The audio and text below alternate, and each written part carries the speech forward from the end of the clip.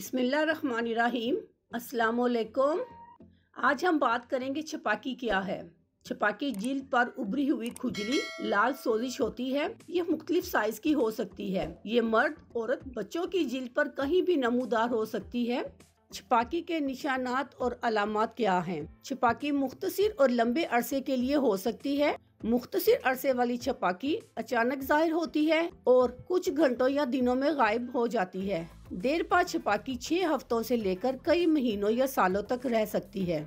छपाकी किस तरह दिखाई देती है? सुर्ख या सफेद उभरी हुई सोजिश या मुख्तलिफ साइज के दाने। ये चंद मिलीमीटर से लेकर चंद सेंटीमीटर के हो सकते हैं।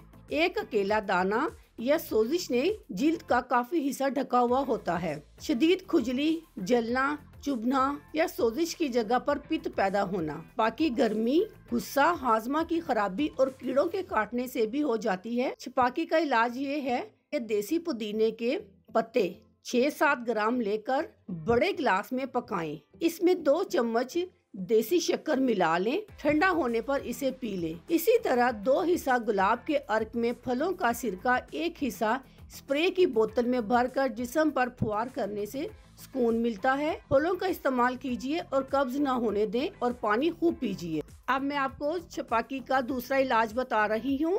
आप इसमें से कोई सा भी एक कर सकते हैं। छपाकी को सर खोई भी कहा जाता है, जिससे तमाम बदन पर सुरख सुरख उभरे हुए उपले पड़ जाते हैं और इनमें खारिश शिद्दत से पैदा होती है। वनफ 6 ग्राम, पुदीना 12 ग्राम, ताज़ा ना मिले तो खुश्क पुदीना 6 ग्राम, दोनों को पाव भर पानी में खूब बारीक पीसकर मिश्री मिलाकर दिन में 3 बार पिला दे। इंशाअल्लाह उसी रोज छपाकी से अफाका हो जाएगा। नेक महीना है और इस नेक महीने में मुझे भी अपनी नेक दुआओं में याद रखिएगा। अल्लाह हाफिज।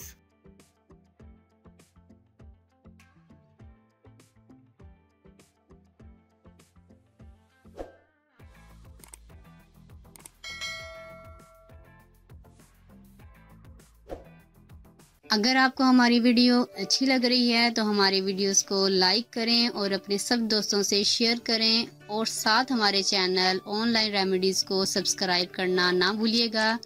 मिलती हूँ मैं आपको एक नई वीडियो के साथ। तब तक के लिए अल्लाह हाफिज।